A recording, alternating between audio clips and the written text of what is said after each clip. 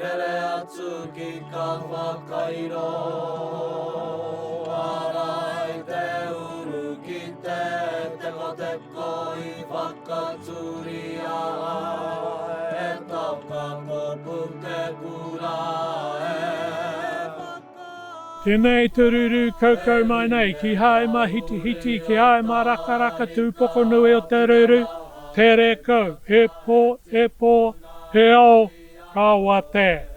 I ngā manuhiri tuaraki, i ngā rangatira maha, i ngā mana, ngā reo, ngā waka, i ngā karangatanga maha o te motu. A tēnā koutou, kia ora koutou katoa, nau mai, haere mai, ki o te poti, ki Ōtākou, ki mua te whare a tamatea, i te haumaru o Pokekura ki te taha o te tae Ōtākou. E riri ana ngā mihi, o te atua o tae hu, ki ona maunga maha, ki ona awa, ki ona wahi pito, tēnā koutou, kia ora koutou.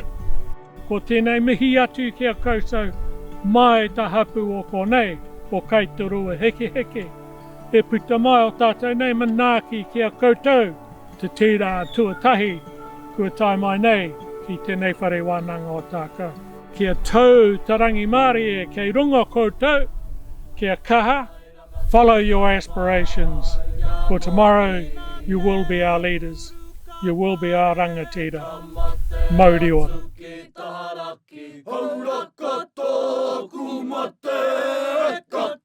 Ko hiu whakatata, ko hiu whakamai, ko heke inuku, ko heke I papa.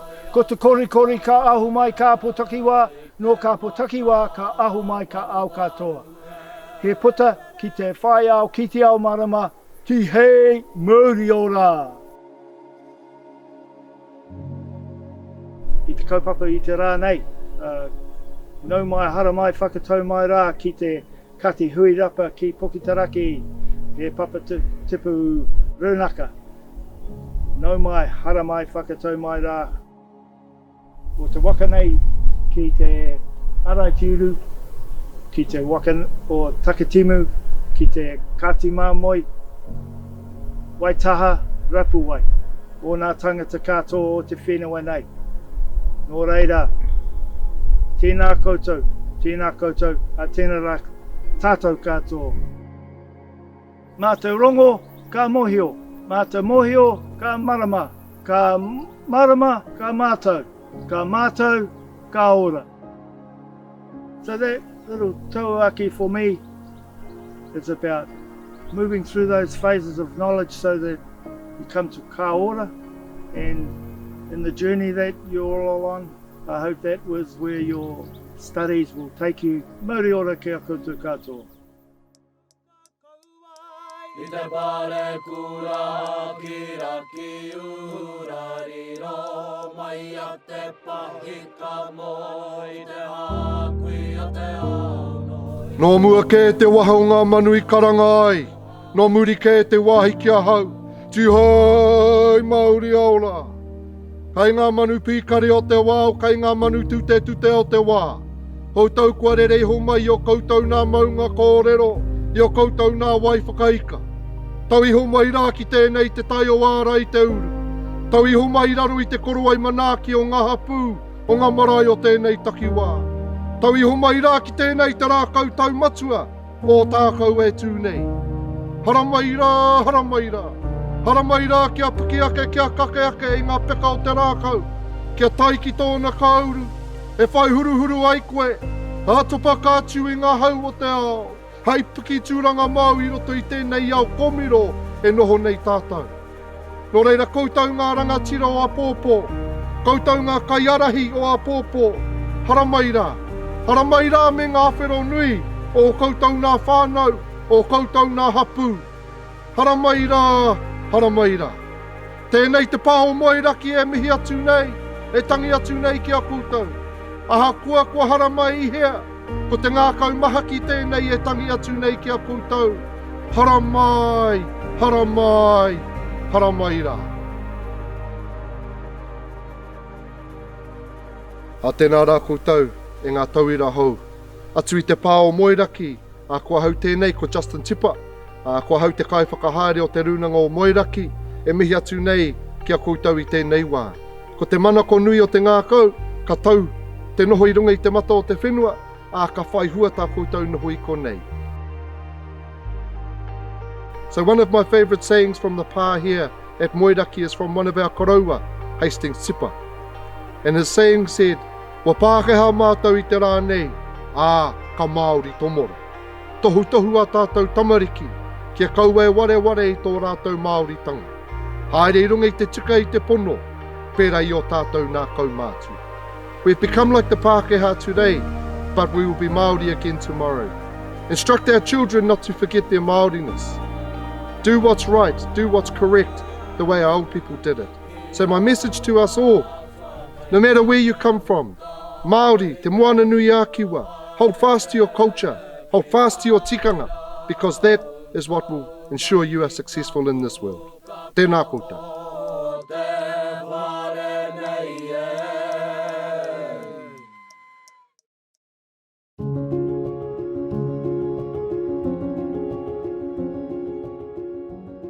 Tēnā koutou katoa, nau mai, haere mai.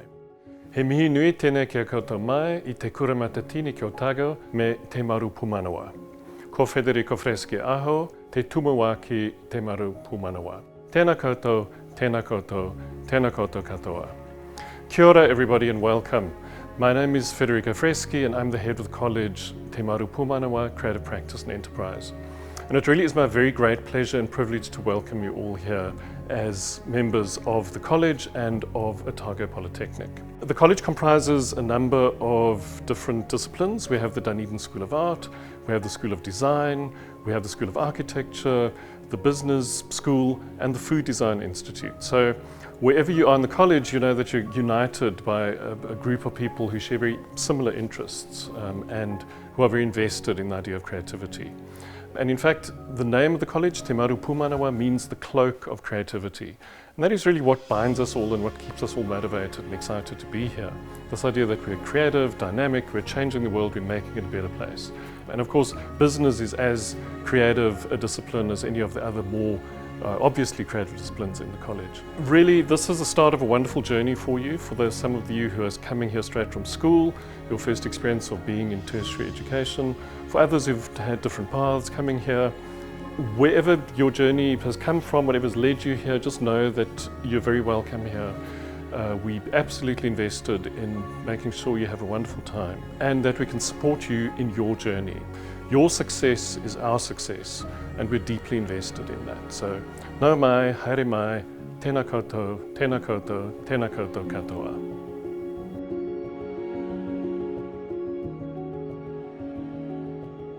Kia ora, my name's Judy McGee. I'm the Head of College, Community Development and Personal Wellbeing. We offer a range of programs for students. If you're interested in working in the community or working on yourself, you might like to come and talk to us and we can guide you to a program that'll work for you. You can study practical programs like hairdressing, beauty therapy, early childhood. We have programs which help bridge you into your next level of academic study. If you're interested in nursing, midwifery, occupational therapy, you can study with us and gain that academic entry to those programs. We welcome you into the college. We're really looking forward to working with you and supporting you in your studies. So come in and see us. Doors are always open. We look forward to meeting you.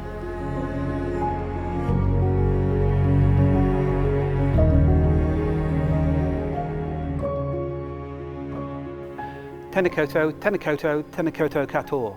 He mihi nui, he mihi mahana kia koutou katoa. Ko Mark Cartwright toku whenua. On behalf of the College of Engineering, Construction, Living Sciences and IT, I'd like to welcome you on your journey with Otago Polytechnic. We welcome your past and all your experiences that you bring with you. We welcome your present and the journey that you're going on, and we look forward to guiding you and supporting you through that journey. And we welcome your future, which is your chosen career path, which you'll start on when you finish your journey with us. Welcome.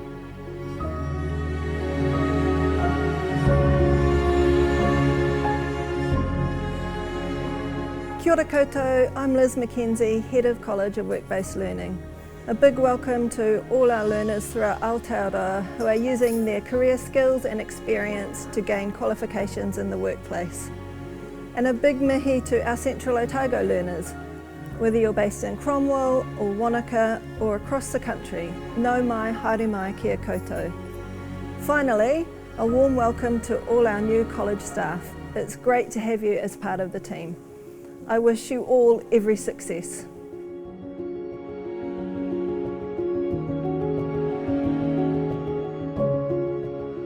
Kia ora and welcome. My name's Ian Crabtree and I'm the Head of College for Nursing, Midwifery, Occupational Therapy and the Sports Institute. It's my great pleasure to welcome you to Otago Polytechnic and more specifically the College of Health. I would like to personally thank you for choosing to study with us. You will make many friends over the next few years. Please take every opportunity to learn and develop new skills as well as utilise the support services that are available at Otago Polytechnic. Finally, I would like to wish you all the success on your educational journey and I hope it's a happy one.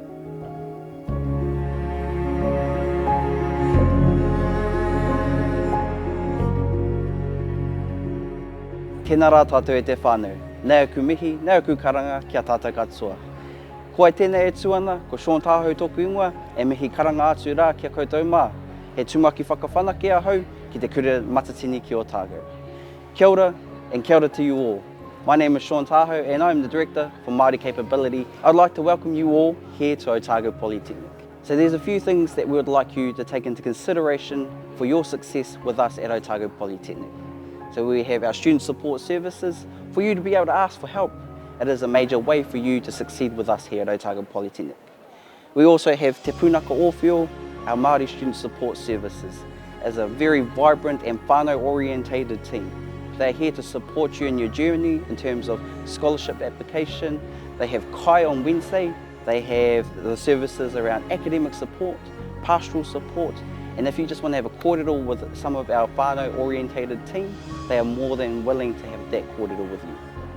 We also have OPSA, Otago Polytechnic Student Association, that you can get amongst, be a part of the culture, be a living student here at Otago Polytechnic to ensure that you have an enjoyable time here in Dunedin. Nā reira, e ngā tini e ngā mano, whakatau mai rā ki tēnei ngā whare tini, ngā kura tini ki Ōtākou. Welcome to you all, welcome here. Nō reira, tēnā koutou, tēnā koutou, tēnā rā tātou katoa.